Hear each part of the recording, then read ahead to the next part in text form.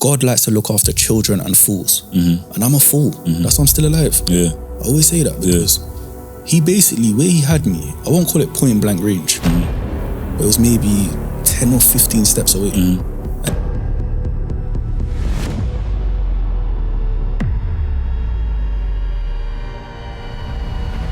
And he missed each and every shot. So it's mad, and the woman's like, she's looking, she can see my face, like I'm distraught. But no, I started looking on the ground, looking for weapons now. It's either he's a police officer, you can't really do nothing to him. So it's like, he's a fed? Yeah, bro. Oh, shit. Hello and welcome. First and foremost, I'd like to give a huge thank you to everyone that's been tuning into my channel, everyone that's subscribed, liked, commented, or even shared. Today, we have the honor of hosting Mr. Gray, a respected content creator, author, and life coach from Northwest London. His journey from hardship and complex dynamics has given him real insight into overcoming challenges and handling both personal and professional obstacles. His candid reflections, such as his statement, "Open wounds attract flies," offer a powerful metaphor for addressing unresolved pain and the importance of healing. Mr. Gray's work reflects a steadfast commitment to accountability and self-improvement, inspiring individuals to rise above their circumstances and pursue meaningful change. It's our privilege to welcome Mr. Gray to GloTalks. Thank you for joining us. Hello, Mr. Gray. Oh, hello, man. Thank you, honestly, for having me. Love, my brother. How you doing? No, I'm good, man. Always can't complain, man. I'm alive. You know? I'm actually excited to have you here, you know. Oh, likewise. Because I've been watching some of your content. I like to say you're a motivational speaker. Okay. You know, you're very opinionated in yourself, right? Do you know what I mean? Yeah, I'd like to, you know, get to know you a bit more and maybe even pick your brain today. Yeah, you know? no props. No half stepping, man. Ask whatever you want. Before we start, I'd like to play a game. How do you feel about playing Would You Rather? No, I'm good. Go for it. Yeah? All right, I'm going to ask you maybe 4 or 5 questions of Would You Rathers, give you 2 options, just select an answer and give us a little description as to why you picked it. Yeah. Yeah? Yeah. Okay, let's go. Would you rather never experience a heartbreak again or never experience betrayal again? Never experienced betrayal. Betrayal? Yeah. Why is that? I feel like heartbreak is like a part of life. I feel like the reason like betrayal hurts so much, it's like you let that person in. Yeah. It's like you expose your neck and they cut it. Yeah. But I feel like heartbreak is like if you break up with a woman, so many factors go into why you broke up. Yeah. But betrayal is like that person chose to do that to you. Yeah, like snaked it kind of thing. That's actually a good answer. Yeah, I appreciate that. No, serious. Okay, would you rather go back to being unknown and live in peace, or stay in the public eye and continue inspiring others? Stay in the public eye. Why is that? I feel useful now. See, like when people message me and say how much I've helped them, now I feel like, okay, I've got a role. If I go back into hiding or obscurity or whatever, that's disappeared. Yeah, 100%. And you're not going to be helping anyone. Another great answer. Would you rather build with a woman who's already healed, or grow with someone who's still finding herself? I'll say grow with someone who's still finding themselves. It's like I have a growth mindset. Yeah. And I feel like if you grow with someone who's already stagnated, they're already healed, you're not going to get much out of that person. Yeah. Because if you're both growing together, it's like there's no limit where the two of you can go. So I'll go with that one. Good answer. No, honestly, I'm thinking, what would I rather? I definitely agree with you still, because I feel like someone who's already healed, I don't know if the right thing to say is that they've closed their chapter, they've closed their book. Do you know what I mean? Do you get what I mean? I get what you're saying, Like, someone who's still growing, especially if you're growing as well. I mean, if I was healed, then I probably want someone who's healed, to be honest. But while I'm still growing, it'll be good to have someone that's also growing with me. Yeah, no, 100%. So I definitely agree with you. Would you rather sit down and have a conversation with a person who tried to take your life, or never be able to speak on your past again? Never be able to speak on the past again. Why is that? Because I feel like you can get trapped in the past. I feel like if somebody tries to take your life, like my kind of mindset is just like, I can only control what I do, not what someone else does.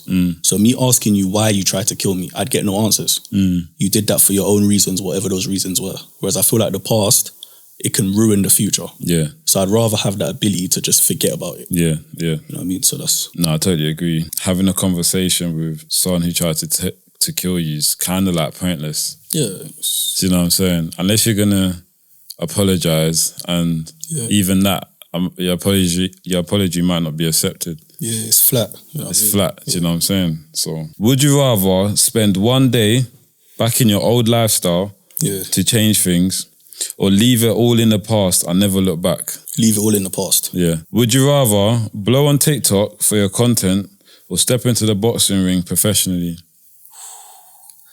That's a tough one, you know. I love TikTok, but you see fighting, it makes me feel alive. You know what I mean? Now I want to go in there, you know what I mean?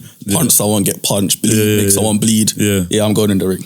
Yeah. I think it's the adrenaline, innit? Yeah, I love it. I'm an adrenaline junkie. Yeah, 100, because it's like TikTok content. Yeah. It's all good and that, but you're posting content from your bedroom. Yeah. You're not really doing nothing. Like, let's be honest, I know bare content creators going like their life is so busy, whatnot, but you're just posting what you're doing everyday life, and you get me. Yeah. Boxing is definitely going to bring a bit more out of you. Right, how did you find that? No, that was good, man. It was smooth. Yeah? Yeah, no complaints. Brilliant. I liked all your answers as well. I appreciate it. Very good answers. Mr. Gray, is it alright if I call you Mr. Gray? Yeah, that's cool, man. Yeah? So tell me a bit about yourself. Like, where you from? Where did you grow up? I'm from Harsden, NW10. Yeah. Yeah, so that's where I grew up. Born and raised, yeah. Born and raised, yeah? You still live there now? Yeah. Okay. So what was life like for you growing up in Northwest London? In the early days, very smooth. I lived like a very sheltered life. Yeah. So where I grew up in Harsden is a little bit like a cul-de-sac. Okay. So I wasn't allowed anywhere off that road. Yeah. My mum used to drop me everywhere. Yeah. So in my little cocoon, smooth, it was beautiful. You understand? Yeah. Obviously, as times went on, it got a lot harder and tougher. But I wouldn't say hard because of like money stuff. Yeah. I'll say hard because of like expectations of what you're meant to be as like a black youth growing up in those ends. Yeah. Or what's expected of you. Yeah. So I'll say hard in that sense. You said that your mum used to drop you off everywhere. Yeah. At what age did your mum like give you the responsibility to step out on your own, kinda? I would say I had to snatch that responsibility. Yeah. And I always say this, and I got a friend. Yeah, so big up G1, yeah. And I met, we ended up in the same class in year 6. And obviously, like, he was like to me, what? Like, where do you live? Yeah. I told him where I live. He said, oh, you live around the corner from me. He's like, how come I never see you? Yeah. So my mum drops me home. He said, what? You're a big man and your mum drops you home. Yeah. So he made me feel like, you know what I'm saying? Yeah. So after that day, my mum come to pick me up at the gates, but I was gone because I went home with him. Yeah. And then afterwards, obviously, she must have went mad. She went crazy. What did she do or say? Nah, she just cut like, what are you doing? I thought something happened to you, whatever. And then after that, obviously, like, when I can't say let it be known, but when I showed her that I'm fine by myself to go home by myself, like me and him, we were good. Do you know what it is? It's like, I kind of agree with your mum, because nowadays it is a huge risk to just let your kid walk to school and walk home from school. Like nowadays, like our generation. But back in our days when we was younger, when I was younger, it's like, what? Your mum drops you back? People were laughing at that. Like, what? Your mom's dropping you to school? I'm picking you up. Crazy. Like, we'll be like, right, you're privileged. Like, do you know what I'm saying? So when you got in trouble and your mom just like said, you know what? Cool, you want to walk home? Walk home. You want to walk to school? Walk to school. Yeah. Did you feel like a different experience? Like, did a lot more things open up to you? 100%. You know that song, Who Let the Dogs Out? They let the dog out. You know what I'm trying to say? Yeah. I always say this, it's funny, because I always say to him, like, you know, you're the one that corrupted me. Yeah. I don't know nothing about nothing before I met you. So as I was walking through the ends, he's like, oh, this is this gang, this is who this is. Yeah. I said, rah, there's a gang where I live. Yeah. That's how blind I am to what's going on, So as I'm walking with him, obviously, like, you know, after school playing out or on the weekends playing, I used to go to his house and we'll be kicking ball outside and doing whatever. Yeah. Now I'm starting to see the world. Yeah. I'll say that's when my street education began. Began early. How old would you say you was? I was 11. Okay. When I started to know, like there's stuff going on. Yeah. So like, obviously, I'm guessing you had a curfew to be home. Yeah. So was you always meeting expectations? Yeah. You was, until year 8. That's early. I thought you were going to say up until... Yeah, I know. Yeah, 8. That's still early. Oh, but you know what's mad? You see where I grew up, Yeah. That's late for me. Because like, I'm in primary school with guys here that they're wearing bandanas to go to school. Yeah. They're talking about I bang for Bridge, I bang for Church Road. Yeah. Bearing in mind, these are 9 and 10. Mad. So you see when I start to brock out now, and I think I'm a somebody at like 13, 14, that's late, bro. Yeah, 100. So I know what you mean. Yeah. I know what you mean, because I was on my way to jail like a couple of years after that. You know what I mean? So that actually makes sense. Yeah. So tell me, like, once you was actually outside and you were seeing more, what kind of things did you get involved in? Like, or did you feel like you had to get involved in? So in the early days, I was just happy to be around. Yeah. I just hung around. So I didn't really get involved in much. And I would say for me, and I call it like the seed of materialism.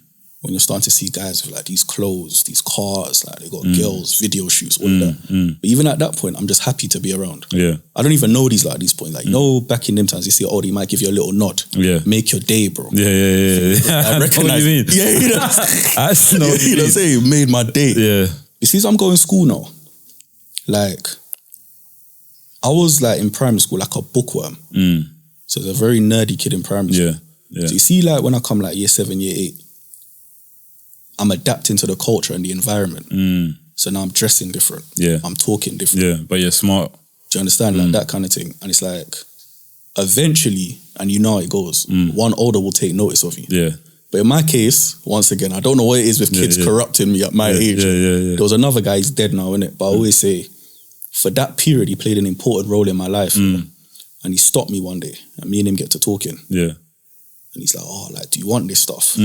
I'm thinking, yeah, I want that. Well, like materialistic stuff. Yeah, bro. I'm thinking, yeah, I want that. Yeah. I want to be like that. Do you understand? These are like kings to me at this time. So he's like, cool, whatever. He says, he brings me around, he starts to introduce me to everyone. Yeah. You see, when he's doing that, then it's just like, okay, kind of thing. But you see, like at that age, cause I didn't carry myself in like a rough way, innit? Yeah. So they didn't really take me seriously. Yeah.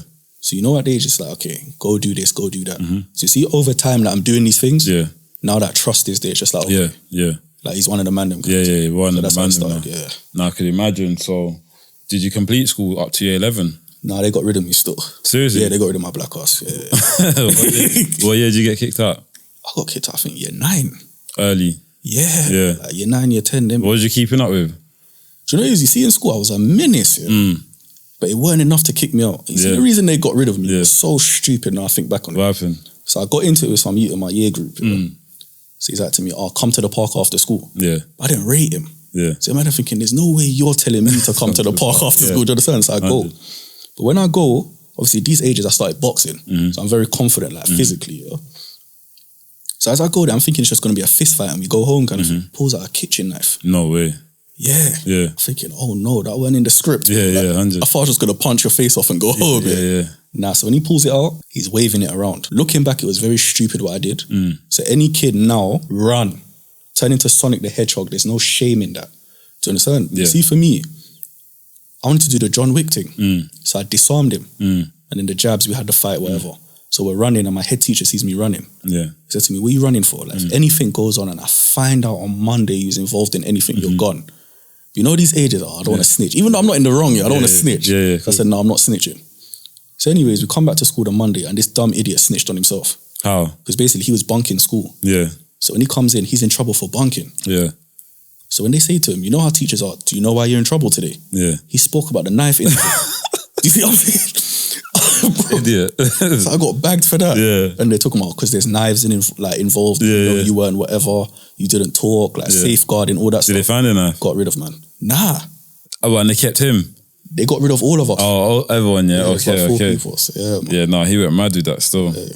So you say you started boxing at a young age. Yeah. How old was you when you got into boxing? 14. And was that your mom's choice? That was kind of like my choice. Okay. But it was a bit of both. Tell a lie, I'd say 50-50. Yeah. Yeah. You got up with your mum and dad? Just my mum. Just your mum? I stay with my dad on the weekends. Okay. Yeah, okay. I lived with him at one point, but I had to escape, bro. Yeah, what was that like? Military school. You understand? What's your background? So my dad's Jamaican, my mum's Dominican. Okay. Yeah. So your dad was very strict when you was living with him? He come here 90s, isn't it? Okay. Yeah, so he's fresh off the boat. Yeah. You understand that? Yeah. So when I go there, I never forget my first day there. He must have cooked like boiled dumplings, callaloo, that kind of stuff. Pattern. Yeah, and I looked at it and I said, yo, like, big man, I don't really eat them kind of things, you know? Yeah. Understand? The man said to me, listen, you got to eat what I provide. I just knew from there. Your mum's house. Yeah, man. I said, I can't stay. You know what I mean? Yeah, so you knew. Yeah. So, how old was you when you actually stopped going to your dad's regularly? Like, I'd say about 17, 18. Oh, okay then. Yeah. Later age. Yeah, later That's age. Not bad. That's not bad. I thought it was much younger. So you see the skills that you learnt in boxing. Yeah. Would you say it gave you the correct tools for you to defend yourself on the streets? Yeah. But But I'm also say like mindset. Yeah. Because I always say like, you see even with boxing, it doesn't matter how bad or tough you think you are, you go in there by yourself. Do you see what I'm saying? So it's like, if a man's punching you up in a corner, how are you going to respond? Can't even do nothing. You can't. Yeah. You either move out the way, knock out. do you come out swinging, or do you curl up? I've sparred guys and they turn their back to me like that. He doesn't realise it, but you've shown me what kind of person you are. Yeah. Do you see what I'm saying? Yeah. So I would say more so for mindset. Yeah. And even, I'll never forget what my coach taught me, What's it that? stuck with me all my life. And it's when I first go in the ring. Yeah. But I wanted to be like, you know, like them close, like rough and tough fights. And he said to me, listen, you're a tall kid Use it to with a your long advantage. reach. If you keep people away, they can never hurt you. That served me in and out of the ring. So I got to thank that, man. Yeah. That's actually good. I've actually started boxing as well. Okay. I've been training for like 4 months, 5 months. I was on the phone to my brethren the other day and he was like, because I've got a fight coming up soon. I was just stressing that, thinking I'm not training enough. This and that, whatever, And then he was like, bro, do you think you could beat Anthony Joshua in 4 months? He's like, that would be disrespectful. You get me? He's like, bro, these man be training for years. You know what I'm saying? And I'm here stressing about 4 months worth of training. Do you know what I'm saying? He was like, I still got a long way to go. 100%. Get in the ring, like win or lose, it's still a stepping stone forward. Do you know what I'm saying? Definitely, bro. So do you fight like professionally? Nah. No. So I've only fought in competitions because I do jiu-jitsu as well. I've done kickboxing, Muay Thai. Okay. So I've only fought like amateur competitions. Okay. So when you got kicked out of school in year 9, what was your route after that? So I got sent to another school. Yeah. So they wanted to send me to Peru initially. Obviously, with the whole, what I was getting involved in with at the time, I'm hearing rumours from Peru saying like, the minute he touches down, we're going to deal with him. What do you mean deal with him? Like, they're talking about just going to mash me up. Who, the students or the teachers? No, the students. Okay, yeah. But it's like, you see that Peru, most of like them guys went there. So I said to my mom, listen, I ain't going there. I can't even go there. That's just out of the question. Yeah. I mean, I'd rather stay home, stare at the 4 walls. Yeah. I'm not going nowhere for a man to beat me up every day. It doesn't make sense. Do you know what I'm saying? Yeah. And my mindset was like, listen, I've never been bullied before. I'm not getting bullied now. So I'm staying home. Do you know what I'm saying? I'm going to stay at home. So obviously, like, she spoke to the schools, whatever, and he said, you know what? We'll find another school for him. And they found another school for me still. Did they, yeah? Was it a Peru or another school? No, it was it was an academy, but there was like, I think, 3rd or 4th in the borough, so it wasn't too bad. That's what I'm saying. It's like, when you get kicked out of school, they usually just put you in Pews straight away. It's like, that's the next option. That's the next you know option, what I'm saying? When in reality, what they should be doing is trying to relocate into another school.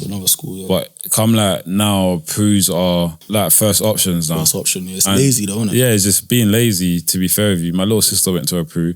She got kicked out of school in like year 8. Do you know what I'm saying? And I didn't really... Obviously, when man was growing up, we didn't really call it Pews. Man called it centre. Yeah. You know what I'm saying? Man's getting centre, like, this centre, that centre. So then when this whole Pew thing started, I didn't realise that it was basically the same thing. And when I actually started looking at Pews online, because obviously I run my programs, my school programs and things like that. When I was looking for Pews to go to, I realised that a lot of them setups are like young offender prisons. Do you know what I'm saying, bro? It's like, it's. I mean, it's good that we've got Pews and that there's a space for these kids, but the environment there and them living there, it's a bit wild still. But so when you went to your second school, you completed that one? Yeah, I completed that one. Yeah. Did you pass GCSE? Yeah, no, I did still. I cut through. Yeah, you cut through. Yeah, just about. By the hook and the crook. Yeah. Just about, I cut through. Just about. So when you finished school, did you go on to sixth form college? No, I went college. You went college, yeah? What did you study? I studied first year, I did business, English and sociology. Yeah. But A-levels was kicking my ass, bro. Yeah. So second year I come back, I just did business, bro. Yeah. Level 3, let me just get the easy route to go. You know what I'm saying? To cut through, That was it, What was like your goals and like aspirations when you was growing up? Like, who did you think, this is who I want to be? Do you know what? If I'll be honest with you, I never really had no real idols, you know? Yeah. Like, I never looked at nobody and thought, I would like to be like this person. I respected a lot of people's mindset and their way of living, but no idols. I would say in terms of mindset, Cristiano Ronaldo, definitely. Oh, football? Yeah. You into football, yeah? Yeah. Okay. What team do you support? I'm a Chelsea guy still. Chelsea, yeah? Yeah. Is that because Northwest? No, Fulham. Yeah. No, I just support the same team as my dad. Bro. One of them ones. No, that makes sense though. I'm not really a huge football supporter though. Okay. I used to watch it because I had to watch it. Yeah. Do you know what I'm saying? But I wouldn't just... I'd rather watch boxing kind of thing. Do you know what I'm saying? I guess what I'm asking is, did you ever, like whilst you were studying business, did you ever have a plan to build a business or work in that department? Yeah. So I always wanted to own things, like my own thing. You see, I wouldn't say I hate authority figures. Yeah. I just don't like being dealt with a certain way. And in my opinion, you see, when you come under people, a lot of people are tyrants. Like you give them like a little position and they just run buck wild. And I never used to like that. So I always say to myself, oh, when I grow up, I want my own thing. And I thought to myself, what's the best way to get my own thing? Because at that point, when I studied business, I didn't really know what I wanted to do. I actually wanted to do law. But around that time, obviously, like, I used to get like arrested a lot when I was 13, 14. So the guy I spoke to when approaching someone in college to do law, he said, obviously, like, because of your history and whatnot, like, it's not going to happen kind of thing. It's only years later I found out that doesn't matter. So I thought, oh, this guy shagged me, bro. Like, that's what they do, innit? They tell you, oh, your history, you can't do this, you can't do that. Like, they're just words to limit people's mindset. Do you know what I'm saying? Brand yourself a criminal, then you're going to believe you're a criminal and you're going to be stuck and think you're a criminal forever. Basically, Do you know what I'm saying? So how would you say like your upbringing in Northwest London and cultural background shape your mindset and resilience? Okay, so you see like being the child of like a immigrant, even though that's a dirty word for people. So I'm going to say migrant, man that come to the country. I heard firsthand about like how rough his experiences were and how lucky I am. Is that your dad's experiences? Yeah. So it's like in my mind, I've always wanted to strive for more. I never want to be a failure. Like no matter what I did in life, whether it was good or whether it was bad, I always wanted to be the best that I could be. You know what I'm saying? So I would say in terms of background, that helped me a lot and shaped me a lot. I just had something in me that I just can't fail. And in that sense, in terms of growing up in Northwest though, I would say it was fun. Had a lot of fun as a child. Like even if you obviously seen my stories and whatnot, a lot of banter, a lot of fun. I would say the good parts are like being a kid, obviously, like I just said, like having fun and whatnot. The bad is like we don't realize it, but we put ourselves in boxes. And it's just like black and white. And you're not allowed to be in between. You're not allowed to be grey. No pun intended. And I think that's the major problem. And that's the beef I had. And that's the beef I had growing up. Do you know what I'm saying? It's just like, why can't I strive to be who I want to be? Why does it have to be like footballer, criminal, or rapper? And it's like design the system, bro. It's mad. Yeah, it's mad. I feel like as black and minority people, I feel like we look up to ourselves, like our neighborhood, you know what I'm saying, our community. Obviously, I get it's easy, innit? You ain't really got no one else to look up to, whatever. So I'm going to look up to the guy down the road that's rapping and like looking good. So let me look up to him, or the next guy that's shotting, or so let me look up to him. You get me? Obviously, life is hard. Life isn't easy. And majority of us has grown up in poverty. So I do get the hunger that we have. Like, do you know what I'm saying? The want to want more.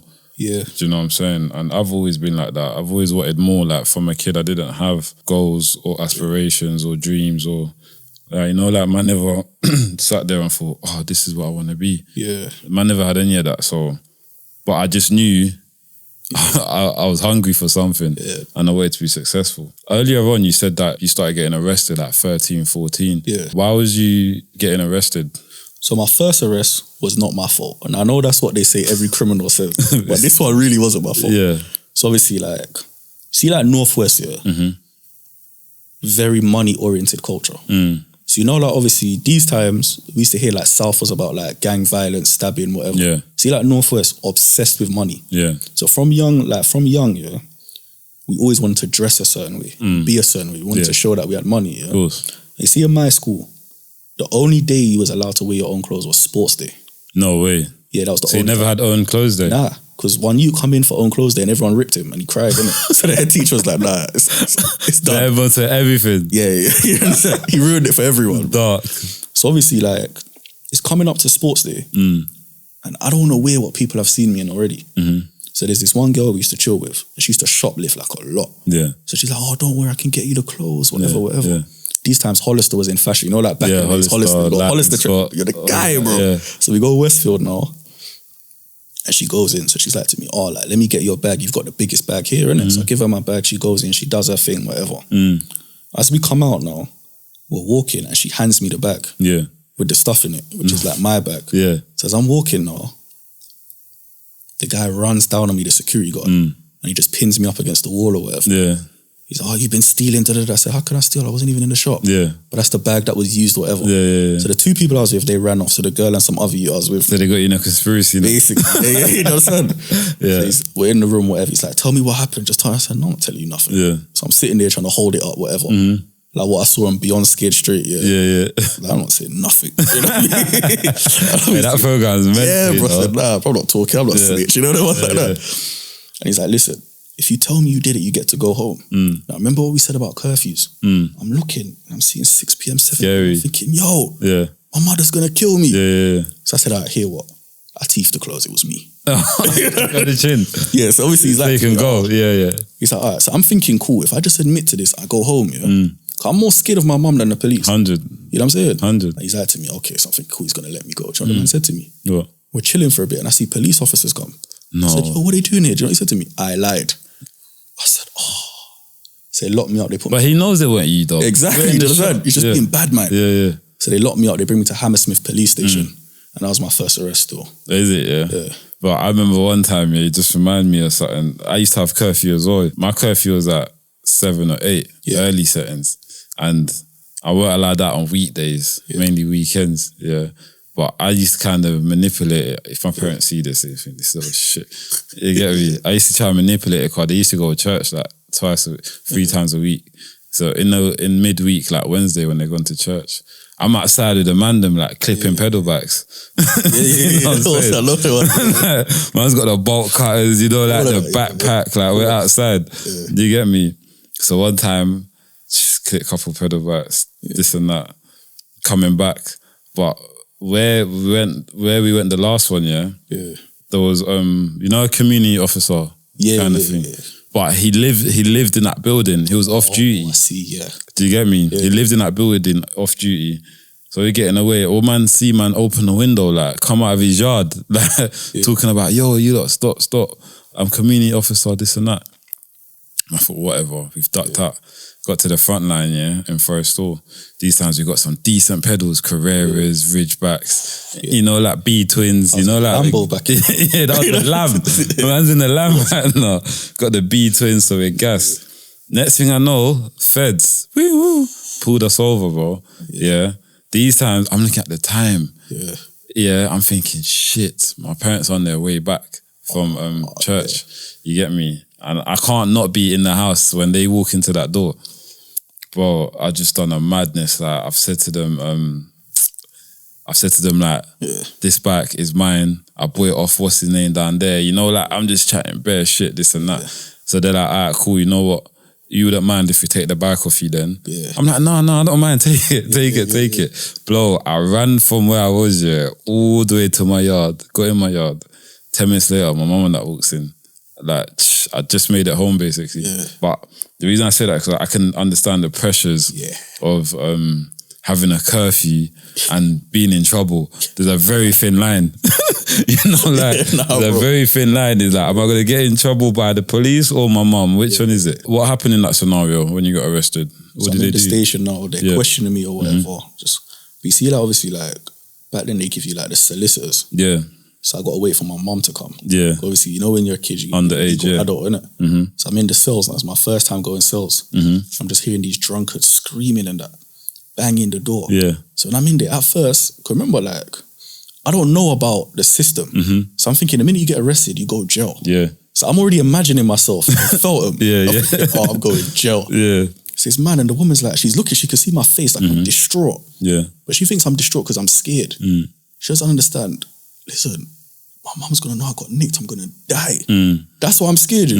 So anyways, they put me in the cell now. It's mad how we fear our parents more than the police. Mad, isn't it? I thought to myself, yeah, I'm not even scared for the reason you think I'm scared. Yeah, you know what I mean? Yeah. So they put me in the cell now. That's why I say, as a kid, I watched too many movies. Because in my head now, I think I'm in jail. So I start doing push-ups. I start doing push-ups. I start rapping, bro. Yeah. When I'm like, prison life's hard, so I got to write bars. I'm just chatting rubbish, bro. Yeah. Bro, and I say to myself, so obviously my mum comes in the room, you see the look she gave me? The whole interview, I'm just putting my head down like that. Yeah, 100. And they're trying to get me to talk, you know. With my mum included. Because I hate this narrative about not snitching. Because a lot of guys that got nicked young, you know your mum's tried to get you to snitch. 100. Let's not pretend, Just tell them the truth. Do you know what I'm saying? Get an elbow, just talk. I'm not talking. Yeah. Do you know what I mean? So obviously that went through whatever. When we left, my mum cried tears. She's like, what did I do wrong? And that hurt, you know. Yeah, I could imagine. I thought, oh man. You really hurt her, yeah. Yeah, what did I do? Yeah. I went home, I come back to school the next day. Yeah. And I just tried to be a saint. Yeah. I'm going to school on time, I'm doing all the right things. Yeah. I got corrupted again. How long did that last? Yeah, I was going to say about a month. Strong for a week. Yeah. I said, I've been poisoned, bro. I'm outside. You know what I mean? Yeah, you actually have a video where you said your mum had to pay off an older to save you. Yeah. You share deeply on your personal story about the sacrifices that your mum has made for you. Yeah. Can you elaborate on how that experience has shaped you? It shaped me in the sense that I started to realise she's really like genuinely in my corner. You see that as a kid, yeah, and as you know, a lot of elders, and it's like man them at the time, they'll brainwash you. Like you'll get indoctrinated. You really believe, like, you know what G Money used to say to Nino Brown? What's that? Like, we're all we got. I really believe that. Yeah, like, when I'm chilling with 20, 30 man on the block, I'm believing, yo, this is all I've got. 100. Like, I need these people. But when push comes to shove, the only person that's ever been in my corner from dusk till dawn has been that woman. 100. So it made me think, don't be ungrateful. And that's why I strive so hard and I push so hard to be something. I feel like it would be a spit in her face for all the sacrifices she made. Yeah. So that definitely shaped me in that way. It's so true. Like, you made a good point there where, like, growing up on the block, like, man think, like, the man name's all man's got. Yeah. You get me? And you see, if you're like a loyal nigga, like, if you're a loyal person, like, you're genuinely going to think, these are man... that, you get me, ride or die, man, do anything for man's brethren, you get me? Yeah. But in reality, when you think about it, like, they're not always going to be there, do you know what I'm saying? And people get older as well, people have kids, people move on, mindsets change, 100%. Like, we grow up. I've said this thing before in the past, I said, people who grow up in the hood are the only people who feel like they can't leave their community. Do you know what I'm saying? Now, that don't let that go over your head, because that's not a normal way of thinking. No. Yeah. Normal people, they grow up with their friends, primary school, they go to school, secondary school, they've already left their primary school friends. You get me? They're in secondary school, whatever, college, they've left their secondary school friends, go through college, whatever, get a job. Next, their college friends they've left. Now it's about themselves. And they focus on themselves and they settle down, they have a family, they invest and make the right choices for their life. But people from the hood, people from the ends, it's like, man went primary school together, so man's going to follow you to secondary school together. The man's going to follow you to college. You know what? We're not even going college now. So man's going to follow you to that as well. We're both not going college. You get me? Enough times. You know what I'm saying, my boy? Now we're both outside, this and that. You know what? My brethren's gone jail. Fuck it. You know, I'll link you in jail. Now man's following you into jail. Now we're both in jail. And all our lives, all we've done is just we followed each other. We haven't made independent choices and we haven't let any of us be free or go about their own thing. Do you know what I'm saying? And it's so cemented in our brains that if you do decide to go and do your own thing, you're considered weird, you're considered a snake. Like, my man's wet. He's not on nothing. It's like, but that's not a realistic way of thinking. No. Do you get what I'm saying? So yeah, I just thought I'd highlight that because it's our reality. Do you know what I'm saying? A lot of people don't really speak about that. So tell me, like, what was like for you when you hit 18? When I hit 18, bro, it's like my head just split. Like, going back to what you just said now, my heart and my head is no longer in this thing. I'm only staying here out of pure loyalty, just loyalty and vibes. Yeah. I don't even want to be here, bro. Yeah. And that's what happened. On the flip side, I'm becoming more curious. I want to do different things. I want to mix with different people. And I want to see life, bro. Yeah, of course. And then one thing that hit me, like really hit me, I should have mentioned this earlier, but I didn't. But quickly go on a tangent. My aunt from back home must have phoned, I used to stay with her for a little bit when I was going to school over there. Yeah. And she put in so much effort. She always used to say to my mum, this boy, when I send him back to England, he's going to be a doctor or a lawyer. And she must have phoned my aunt. I mean, my mum. My aunt must have phoned my mum and said, what's he doing now? I know he's going to be a doctor or a lawyer. I know he did something great. My boy, I didn't achieve nothing. I'm on the block drinking and bunning weed and chatting rubbish. And I had to sit down and say to myself, look what I amounted to. With all the people from my mum to my aunt, all these people that poured into me. What did I do with it? I squandered it. 100. So that's when I said, I need to pattern up and fix up. 100. Did you go to school in Jamaica? Nah, Dominica. Dominica. How long did you actually go to school there for? A year and a half. Oh, that's not long. Nah, that's not long. What was your experience like there? It was strange, 'Cause when I first go there, scorching hot. How old was you? I would have been 6. Okay.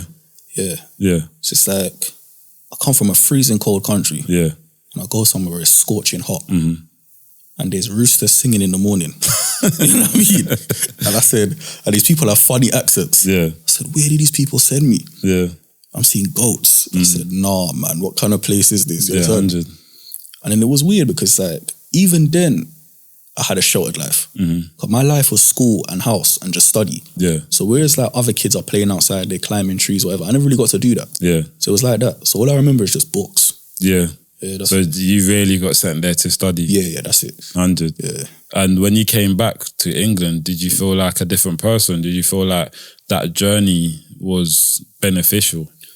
At the time, no. It's only until I got older I realised. And the reason I say I realised that is because it's like, even though her methods were kind of twisted, she wanted me to be the best in her own strange way. Of course. I didn't realise it at the time, but as I got older, I realised like, it's a blessing, but it's also a disease. And I had something in me, bro, where I need to just win. Like I need to be great, do you understand? And why I say that affected me, or to answer your question, a lot of people around me, bro, like I saw like a lot of laziness. They don't want much. They think they do, but they're not. They don't, bro. Clothes, a car, and a shiny watch, and a pretty girl. Like, that's the furthest your ambitions go, bro. And this is not to knock no one. If you like that, you like that. But I'm saying you can't look at the next man that's working a 9 to 5 and laugh at him and say he's a waste man. When you're not really doing or striving for much yourself. So that was my kind of mentality. So I need to, you know what I mean, live up to what she expected of me. No, 100%. So at 18, you was unemployed? Did you want a job? Nah, not really. You didn't even want one? Nah. You was outside? I'm outside. You know, it gets that. As a stray fox, bro. So then what really grew you up or changed your mindset and had you thinking different? Do you know what it is, bro? Like, I became, like, I would say, like, disillusioned. You see, when I was 13, when I said these lot were like kings to me, how I describe it, and the best way to describe it is like, do you remember the film Goodfellas? Remember when Henry was a kid?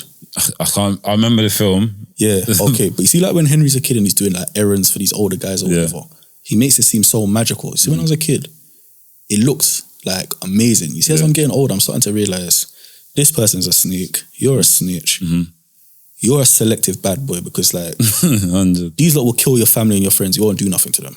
But you'll see a young on the block and you'll slap him in his face.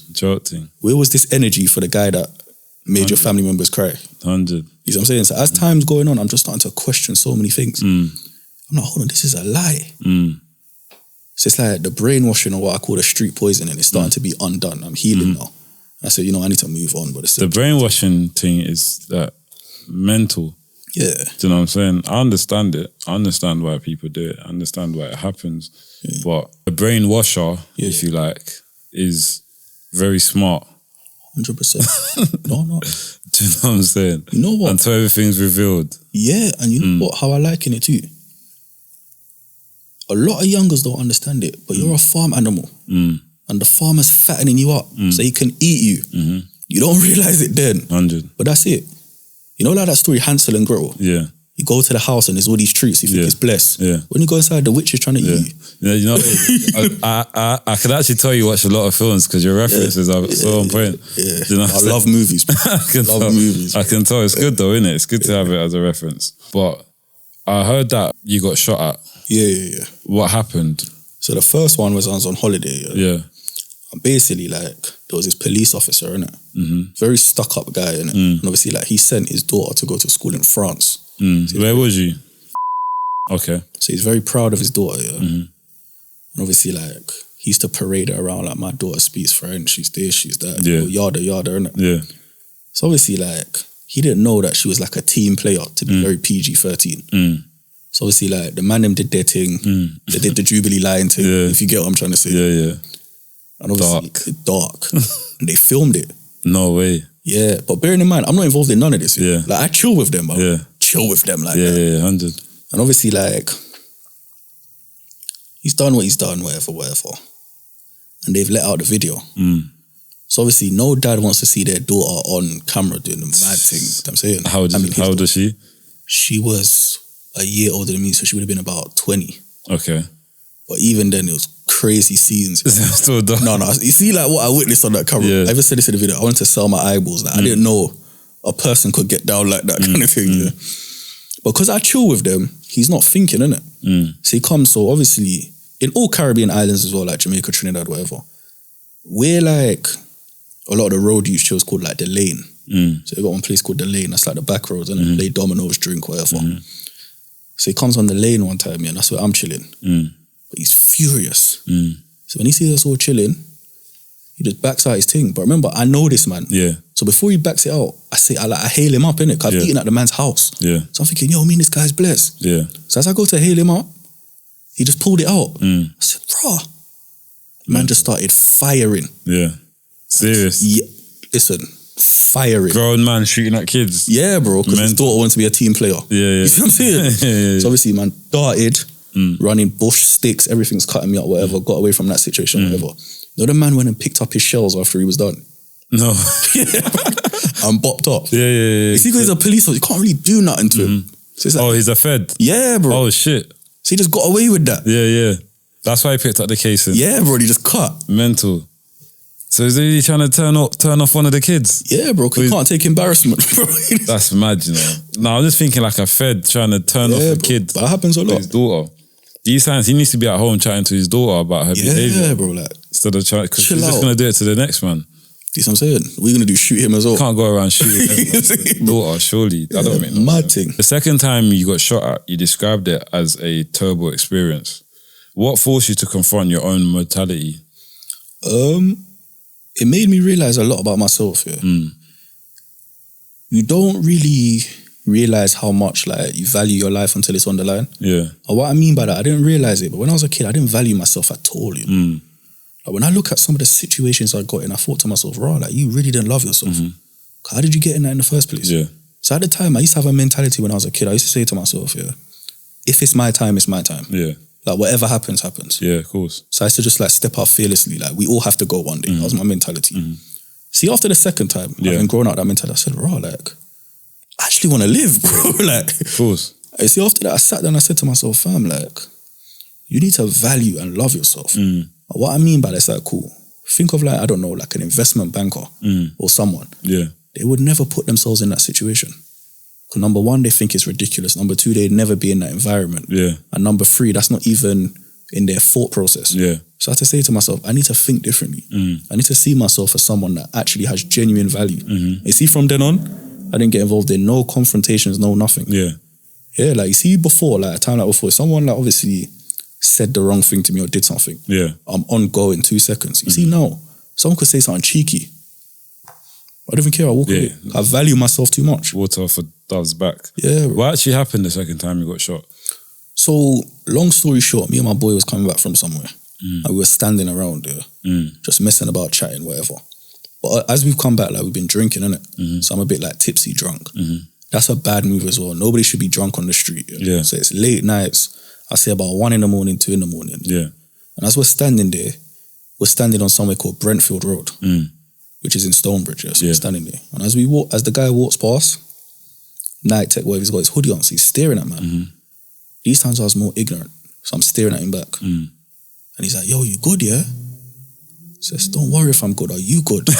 Ignorance, bro, you understand? Yeah. Man was there, like, he's like, oh yeah, like, that's how you're feeling, kind of thing. He's like, where you from? So my boy Johnson, he's like, don't worry where we're from, where are you from? Yeah. So he says, like, what's you lot's names? Hear me, don't worry what our names are. What's your name? Yeah. Ignorance, yeah? He's like, yeah? Wait right there. Yeah. Don't tell me Rule that. number 2, I waited right there. Ignorance, bro. Ego, pride, everything. For what? In my head, I said, yo, man, I'm bad, man. I'm standing right there, you understand? He goes there, whatever. And he's like, obviously we're chilling there. And he's at the top of the block, because there's a tower block there. And he pokes his head out the window and he goes, make sure you man stay right there, you know? So I looked up, I said, brother, I'm not going nowhere. You understand? I stood there like a fool. Yeah. So he comes back downstairs, and this is why I say drinking's bad. Because I'm not deep in like what's actually happening there, the depth of the situation. So when he comes now, he's got his COVID mask on.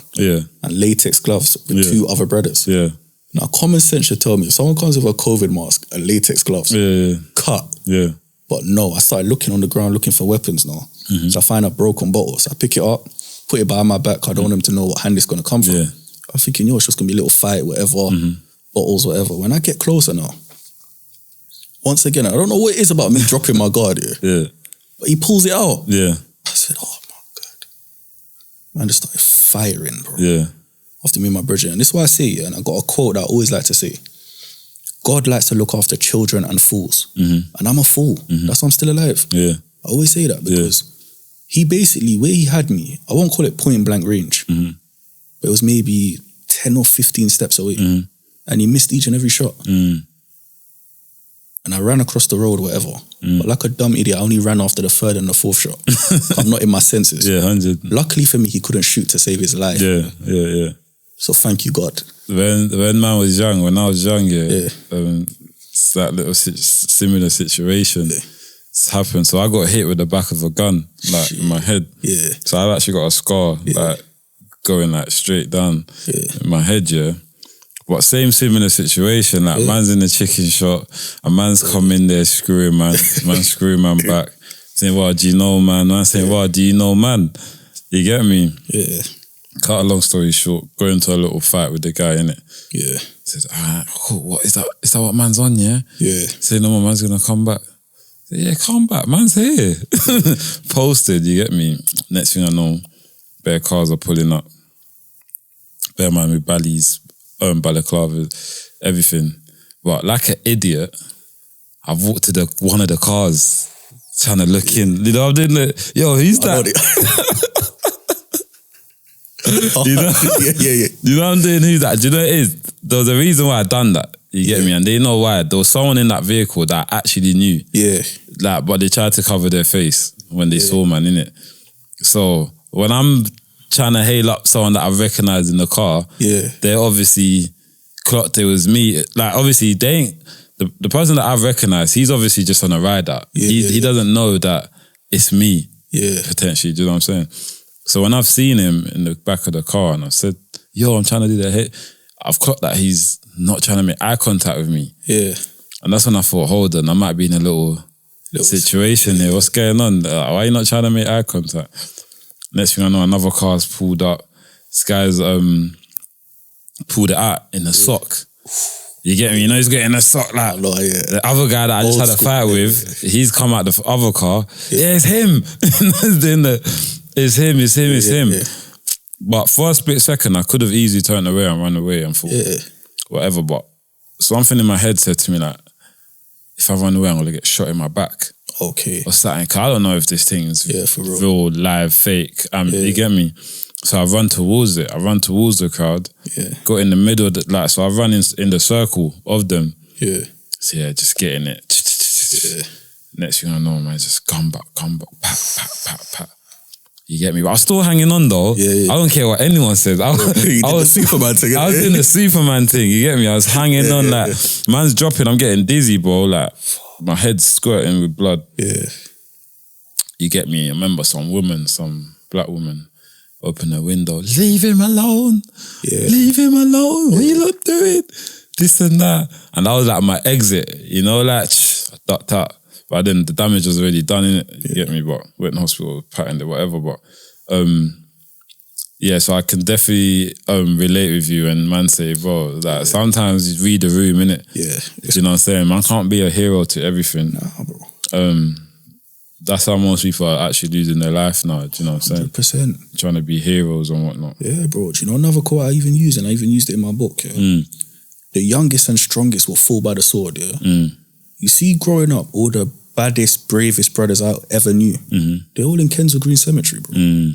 They're not here no more. Yeah. And it's just like, I can tell a son, be like, yo, mama was bad, you know, he was brave. He never ran. Where did it get him? I'm running. You know what I'm saying? Them days are done, bro. Yeah, bro, just cut. Like, save a life, bro. You gotta save your life at the end of the day, you know, and the legendary why you running question where man's chasing you with a... Look what you're chasing man with, bro. You know man's chasing man with a meat cleaver. Why you running? What's I'm running, Get me? Like, life is more valuable than egos. And you know the worst thing? On the flip side of that, when you got a man saying, no one run. You ever had that back in the days? yeah. When a bagger man pull up, someone say, no one run. If you run, you're wet. Yeah. Man standing there like that. It's so dumb, innit? Like the situations and the realities we think. Yeah. So like being exposed to the street life at a young age, what was the defining moment that pushed you towards like growth and you thought, you know what, I'm going to grow up now? Obviously, you mentioned the second time you got shot. Yeah. Was that the moment where you got shot at? Sorry guys, he got shot at. I don't want no one coming at the comments saying, where did he get shot? Who shot him? He got shot at. It didn't hit him. Yeah. So was that the moment where you thought, like, I'm done? Like, I'm risking my life one too many times? Do you know what's crazy, bro? You see, by the point that happened, I wasn't even on the roads, bro. Okay. So that weren't even street related at all. You see, both of them times were not like gang or street related. But I would say what forced me to grow up, it's just like, I'm just tired, bro. Yeah. Like I said, I'm only chilling here out of pure loyalty, bro. I don't even want to be here. And what's making me grow up as well is just like I mentioned earlier, I'm seeing guys sneak each other. I'm seeing this, I'm seeing that. It's like I realized for myself, I want more. Yeah. And I'm starting to value myself. And it's like, you see, growing up, like you said, they tell you can't be much or whatever. I'm starting to realize, like, bro, like, I'm actually capable. I got potential. Where can I take this? Yeah. I've got something to offer. Yeah. So that's when I said, you know what, this is done, bro. Yeah. Just go do my thing. Yeah. You've got a saying where you say open wounds attract flies. Yeah. Can you break that down and explain how it affects your healing journey? So it's like, when I said open wounds attract flies, in the sense that's like, if you look at, like them animal channels, you might see a dead carcass and all the flies are just in there. I see humans the same way. You see, when you're bleeding, your wounds are open. Yeah. Insects are going to climb in. Yeah. And that's people. Yeah. Because unfortunately, there's some people in this world, they have wicked hearts, bro. And they just want to exploit people. Yeah. And how better to exploit someone when you see their weakness, you see the opening. 100%. So I always say to people, it's like, even if you're dying inside, bro, don't let people see that. Yeah. Do you know how many times I've been sparring, bro? Even when I've competed, I remember I competed jiu-jitsu one time. My lungs felt like they were going to burst. He's not allowed to know that. Yeah. And that's how you should live your life. Yeah. I like that. Yeah. What made you get into content creating? 3 factors. So you know how even I explained this to someone else as well, but I'm explaining all 3. Number 1, when I obviously jumped over, I just got a job, like a regular job, and I enjoy my life at this point. Like these times I used to smoke, innit? Yeah. So I go work, come home, buy a kebab, bun weed, watch Netflix, and I'm content. Yeah. And as I'm walking one time in my work clothes, I see one I used to chill with back in the days. Yeah. Drives past, man, Jewel's clothes. He's like, well, you got a job, 9 to 5, yeah? I said, what? Made man feel like a clown. Yeah, yeah. So I said, you know what? Yeah. That's one factor, trolling. I said to myself, I need to destroy the character. Yeah. What I mean by that is that there's a lot of kids that idolize gang members. And not just guys like him themselves, but like guys in general. And they think people like him or anyone is somebody to aspire to be. And a lot of the time it's characters. You see sometimes, as you know as well, a lot of men are not bad by themselves. That's true. Word. But the world don't know that. So it's like, I know you're a clown. All right. Now this is how beef escalates, I'm going to tell you how beef escalates. And it escalates for one reason. Because one guy cannot take the loss. It's that simple. Do you understand? A lot of men, especially in the hood, especially in the ends, have a lot of pride. They've got a lot of ego. And they just can't take a loss. They can't take that L. And they've got to come back. That makes sense? Usually it starts over a fight. A lot of guys are afraid to lose a fight. You see, back in the days, you could punch a man up and he'll lie and tell people it didn't go like that. You know you beat him up. He knows you beat him up. And the one witness that was there will tell you he got beat up, but he could lie. Don't know you're a clown. Yeah. So I have to be the prophet and the messenger 100. to destroy the character. I agree with you, bro. So the first step, trolling. Second step, I would say like a form of therapy. And it's just like, I just feel like I had a lot to say, bro. Yeah. Because like, I would see guys, especially like in workplaces and whatnot, talking about the roads and whatever. You don't know nothing, bro. So I feel like, you know what? I need to let them know how this thing really goes. Yeah. So that was the second form of therapy. Third reason, I always wanted to do a business, like I mentioned to you earlier. I wanted to always own my own thing. Yeah. I'm a guy, I'm better now, but I was very impatient. Yeah. And I thought, what's the quickest way I can get myself out there? What's the quickest way I can sell my product? Yeah, I definitely. need to give myself a platform. Let me jump on TikTok. Yeah. And then you know what? I thought when I get my followers or whatever, then I can sell my stuff. Yeah. So those are the 3 reasons I did content. That's actually good. It's like, I mean, social media now is so vast. It enables people to create themselves and also earn from it. Do you know what I'm saying? Is that your full-time commitment now? Now it is, yeah. So obviously I get like passive income through my book. Content, I do like the main thing. And I also have a cleaning business now. Okay. Yeah. So those 3 things is what my full focus goes on. Okay, that's good. Yeah. Well done. No, I appreciate it, my brother. Your YouTube channel blends raw personal experiences with practical advice. How do you strike the balance between vulnerability in your storytelling and projecting your strength necessary to inspire others? Okay. I always say to people, people think vulnerability is a weakness. But it's not, it's actually a strength. Yeah. And why I say that, it's like only insecure people have to prove how tough they actually are. That comes from a place of fear. They don't think it is, but you're so scared of being seen as weak, you need to pretend to be tough. Yeah, 100. All right. Yeah. I'm here to tell you that the bad man era is over. It's done. No one cares anymore. You see, when I was a kid growing up here, to be a bad youth, to be a bad boy, commanded so much respect. It's like you was president of the US. It's like you ruled the world. You were the guy if you was on the road. But now nobody cares. Those days are over. The bad man era has died. Do you understand? Matter of fact, you see the way people see like gang members and bad youths now is not the way they saw them back in the days. That makes sense? And it's a sad sight to see. Well, not a sad sight to see, but you see, the point I'm trying to make is they're like dinosaurs. Stuck in the past. It's like they've been hung up in a museum and the world has just passed them by. The bad man era is over. Even when it comes to girls, you see, back in the days, if you was a bad you, was a bad boy, you had access to all the prettiest girls. The best girls in the ends wanted to date you. Those days are over. All these girls care about is Dubai. Can you get me into the VIP section of them? And I can sit this with pride. Like, you see, when I go on TikTok, I only talk about my L's. Yeah. I can talk about my L's because I have way more W's. Yeah. But I'm comfortable to talk about my losses because I'm comfortable in my own skin. Yeah. Once you reach that point, it's just like, yeah, I could sit here and brag all day long. Yeah. But why? What do I gain from that? Yeah. And it's just like vulnerability is a lot more relatable. People have more to relate with being like at a weak point in their life or being vulnerable than they ever have of being the predator, so to speak. That's true, yeah. So that's my way of blending the both. I'd rather relate to people than try and be the big bad hero. No, you've hit the nail on the head there. I've seen on your TikTok, you're very aware of your L's, you know, you're very aware of what you've been through and the challenges that you've had. What inspires the themes that you choose? Is it just, do you just wake up and think, I'm going to talk about this today? Yeah. Or do you actually have a plan and a structure? Nah, it just comes to my head, you know. Yeah. I would say I'm like the Biggie of like content. Yeah.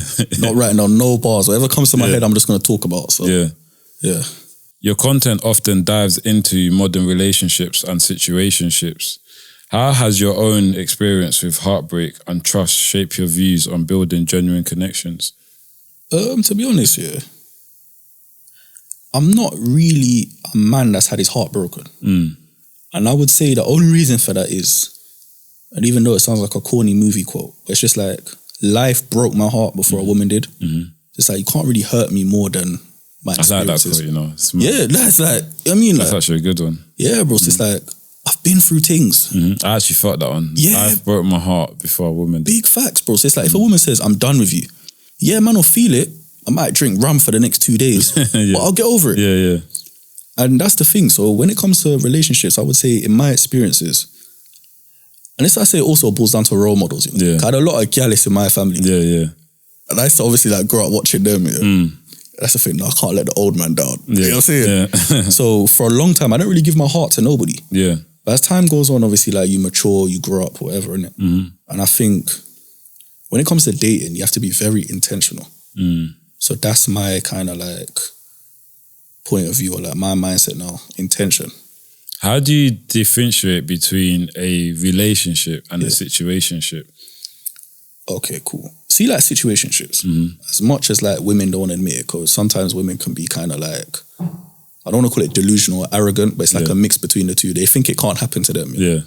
Most men get with women they can get, not the women they want. So a lot of women that are trapped in situationships, it's because the man you're going after doesn't rate you. You're not his first choice. Yeah. Who he wants to be with, he's fighting for. You're kind of like, this is the meal before I get to the main meal. And that's situationships in a bulk. It's a bunch of people who are like punching above their weight or giving their heart to people who don't see them in the same light. And I always say water seeks its own level. So it's like, if you want to be with someone, make sure you're on the same wavelength. Yeah. You know what I mean? So I would say that's situationships. What was the other question, bro? Relationships, between relationships and situationships. What advice would you give people stuck in these dynamics? Okay. So that's my advice for situationships. Yeah. Seek your own level. And I'm not saying like, if you're good looking, go for someone that's good looking. But it's about character, values, morals, mindset. Once you tick all those boxes, I guarantee 9 times out of 10, and you also go for someone that wants you back, you will not be trapped in a situationship. When it comes down to relationships, I would say relationships are hard, bro. And I feel like people give up on people too easy. Yeah, that's true. And I feel like, you see, when people are in relationships, they think it's going to be a fairy tale. And it's not, bro. Yeah. Because I was going to say quickly, like, this person lived life before they met you. Yeah. You don't know what they've been through. Their traumas. You don't know nothing. 100. So for you to come here and think, you have to be my knight in shining armor because I want you to be, is mental, bro. It's crazy. And it's the same vice versa. Yeah, like many people experience heartbreak from relationships. What healing advice would you give them? Like, how do I heal? It's just a chapter in your great story, bro. Yeah. That's it. You see, life, I always say it's like a hotel. You check in and you check out. Yeah. That's it. You see, when you check into the hotel, have fun. Yeah. Go to the buffet, eat the food, drink, dance with the hotel staff. Yeah. Do what you're doing, bro. Yeah. Have fun. And you see, when you leave that hotel, you move on. It's just a chapter. Imagine someone that goes on holiday in like 2017 and won't stop talking about it for the rest of their life. That don't make sense, bro. Yeah. There's many more holidays. 100%. You'll enjoy more. It's just a chapter. I definitely agree with you. Like I've said this before, like maybe even a situationship or a relationship that I've been in, is like, have you ever been with a girl, and you've been seeing each other for, I don't know, for a number, let's say a year. Yeah. In that year, you've been together, you go out to eat, you go shopping, you bought her a present, Valentine's Day, you do cute things together, couple things together. You see the minute it goes left, you've wasted my time. Yeah. Like, wait, hold on, wait, nah. That's the thing though, Right, wait, hold on. How did I waste your time? Because life is about, like you said, experimenting, check in, check out, 100%. Living for the moment, getting to know each other. Not everything, not everyone is meant to be in your life forever. Yeah. You know what I'm saying? Life is for living. Yeah. When we pass away and when we're not here anymore, it's done. Your book's closed. Yeah. Do you know what I'm saying? But guess what's happening? Every little thing that you do from the moment you wake up and open your eyes that clock's ticking. Big That clock was ticking when you were sleeping. Mm-hmm. That clock's ticking when you're awake. When you're on the bus going to work, the clock's always ticking. So I've never really liked the term, you've wasted my time. Yeah. Because I feel like time is always going to be time. 100%. Do you get what I'm saying? Yeah. And we got to reap the fruits, or what's the saying? Fruits of our labour, I think. Fruits of our labour, and just enjoy it. Let things benefit you at the time they're benefiting you. 100%. Do you know what I'm saying? Like, be with people at the time you really want to be with each other. Yeah. Do you know what I'm saying? When that time actually expires, be adult enough and be like, you know what? We've done this, we've done that, we've been together, we tried. 100%. That's all you can do. That's all you can do. You know what I'm saying? There's no need to be bitter. There's no need to be angry or hate or waste anybody's time, because time doesn't stop. Do you know what I'm saying? But yeah. Crazy thing, bro, to go on that. I always say to people, when someone says, oh, I lost this person. How can you lose something in this world when nothing in this world belongs to you? Like, you experience people, you don't own them. Yeah. And it's even like... I like that. You do. You experience people, you don't own them. And there's even a book I read time ago called Reasons, Seasons and Lifetimes. Yeah. Some people come in your life for a reason, some for a season, and some for a lifetime. Yeah. And in my personal opinion, you see, when you meet a woman and you connect on a human level, I think that's a lot different than having fun with someone. Yeah. The problem with some people is they think of, like, you know, when you said the dates, the Valentines, the this and that, you're not connected with that person. Yeah. So you can't cry and say they wasted my time. Because from the beginning, that connection weren't there. Yeah. You weren't compatible. You was forcing a puzzle that don't fit. Yeah. You don't own the person. 100. So move on, like what you said. Definitely agree. Like, move on. Life is for living, guys. Yeah. Big facts, yeah. Enjoy it while it lasts. Like, I don't want to hear all this guy's wasting my time, this girl's wasting my time. I want to hear it. Yeah. Attack me in the comments. I don't care. Yeah. Big facts. It's my opinion. Like, you get me? Time is time. Like, do you know what I'm saying? Just make the time work for you. That's it. You've spoken a lot about the importance of building a woman in a relationship, or a woman in general. What kind of supportive advice would you say it takes to build a woman? Never, ever, ever build a woman, my brothers. And I'm going to tell you why. Now, back in the days, I was working outside London, yeah? So it would have been Maidenhead. So it's basically concierge. But it was like a team of us, and I was the youngest of the group, yeah? So at this age, I never used to respect money. It was during COVID, so everyone's indoors.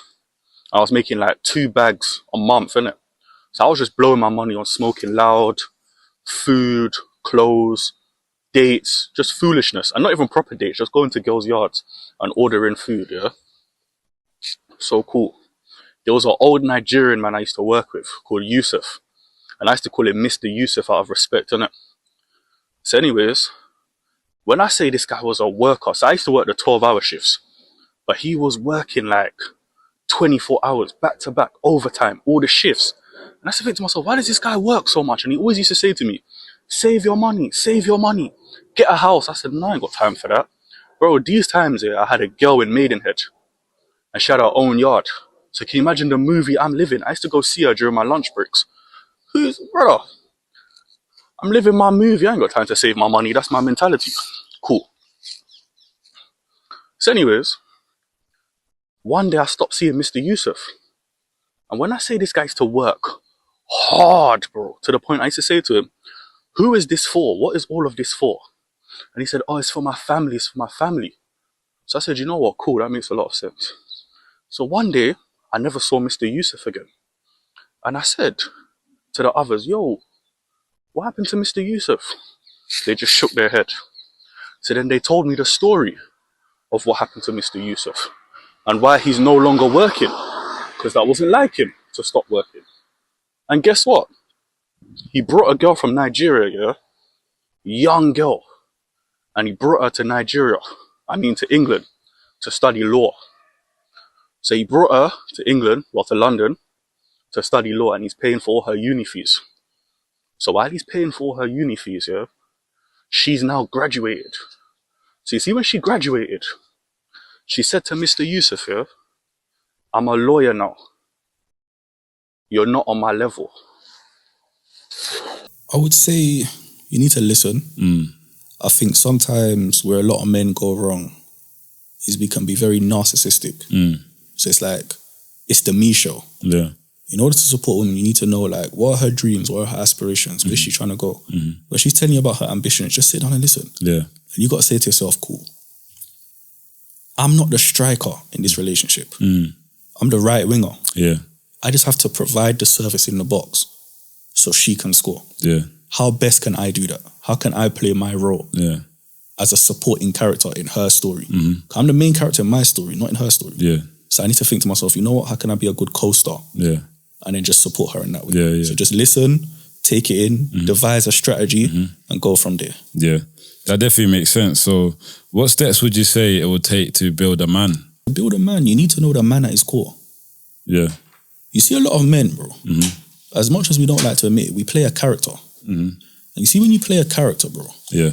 you're going to lose yourself. Yeah. You know, like Heath Ledger when he played the Joker. Yeah. Yeah. After he was done, he actually thought he was the Joker.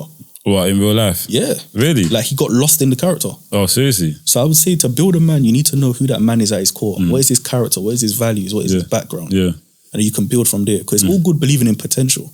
You might see potential and say, you know, I believe in this guy. Does that man believe in himself? How can you help someone that doesn't want to help themselves? Yeah. Watch his characteristics. How does he try? Does he try to build? How does he fight challenges? What's his thinking process? Yeah. It can't just be good looks and vibes. It can't be. Do you understand? It has to be more than that. Do you see what I'm saying? Someone will say, you know what, this brother's tall.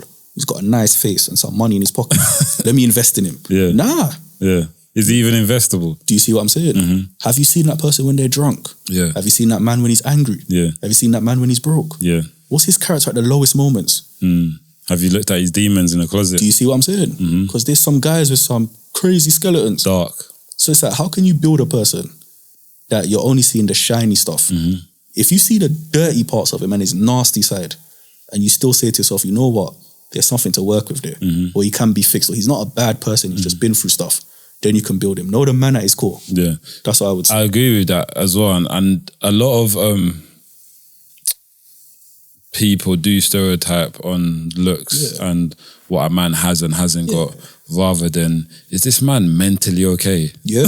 Like, is this man all right? Like, if I say something to him, is he gonna Charge up, yeah. charge? Is he gonna raise his voice at me? Is he gonna put his hand up at me? Like, and a lot of women, obviously women are important, do you know what I'm saying? And we definitely have to protect women at all times. And I feel like women need to look deeper than, this guy's good looking, he's got money, he's got good trainers, he's got a bust down kettle, he's got a chain. You start look at, can this man be a father to my kids? Can this man mentally be supportive? 100%. Do you know what I'm saying? If he was both down and out, is this man going to be able to rebuild from the ground up? 100%. You get me? Because a lot of people think, oh yeah, well, he's at his best, he's performing at his best, he's got everything. What happens when that man gets a gambling addiction? Are you going to support him in it? You're a couple. Are you going to be like, he's a gambler and leave? You know what I'm saying? It works both ways. 100%, bro. 100%. So you've written a book. What's the title of your book? NW10.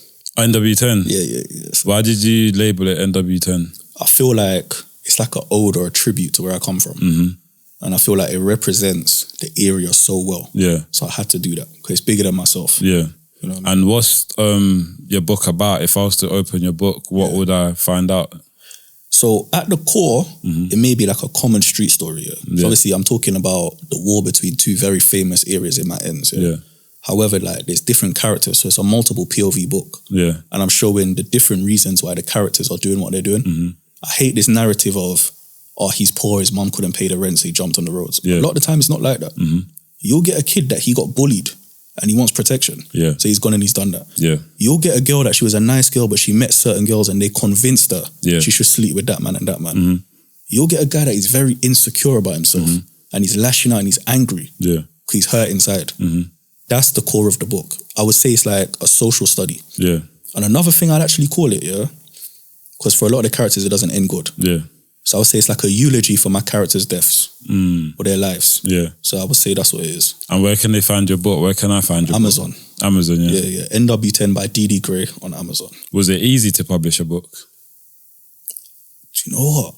not to sound like bragging, but nah. I think what was hard is just like getting the characters right. I wanted them to feel real. Yeah. But in terms of like writing it, nah, that part went hard. What about finding a publisher? That was difficult. Yeah. Because a lot of people was like trying to rip me off. Like some people say, oh, like we'll give you this amount, or you have to pay us to publish it. Yeah. And I said to myself, listen, like I live in the 21st century. Yeah. I can do this myself. I don't need you. Of course. So I just did my own thing. Yeah. Yeah. So you've written a book. Are you still going to be boxing? I'll never give up boxing. Okay. I'll never give up combat sports. Like that keeps me centered. Yeah. So that's my thing, definitely. How many fights have you had? So far, Yeah. been about like 2 or 3. Oh, that's not bad. Yeah. That's But good. I want to, the upcoming season's fight it. The upcoming fight season's coming. So I want to fight this summer. Yeah. I got one coming up as well. So real soon I'll send you a invitation. Okay, yeah. I To love it. that. With your growing influence on TikTok, how do you plan to build a supportive community for others facing similar struggles? I would just try and turn it into like a nest kind of. So for now, I can only speak about myself and what I've been through. Yeah. But as certain people come to me with their stories and whatnot, Yeah. I can only give them the avenue to tell their own stories. Yeah. So that's the best I can do for now. As time goes on, I'll try and set up events or, like I said, like a hub. Yeah. I wouldn't say like the whole old school youth club thing. I think we've gone past that. Yeah, 100%. But something along that same kind of line, Yeah. where I can give other people the opportunity to kind of build themselves up. So I'd love to do that. Have you got any future projects coming up at the moment? Nah, right now I'm just living in the moment. Yeah. But I'd love to make a movie one day. Yeah. Oh, movie, Yeah, yeah. as a man that loves films, I have to be a director. Yeah. You know, I'm I'd love looking to into do that as well, to be honest. I want to Okay. make a movie as well, so Yeah. I might hit you up. Of course. You know what I'm saying? Be lit. What legacy do you want to leave for the community and the people you've impacted through your journey and content? The legacy I want to leave, Yeah. is no legacy. And what I mean by that, I want whatever I do to be much bigger than me. It's bigger than me. Yeah. I want it to get to a point where you don't even think about me. Yeah. I'll be like an idea or a person. I want everyone to shine in their own individual right. Yeah. Because being the only man at the top, Yeah. it's boring, bro. Yeah. I just want to see other people shine. Yeah, 100. So that's kind of my legacy. Yeah. Like after a certain while, forget about me. Yeah. Everyone just does their own thing. Yeah. That's what I'd like.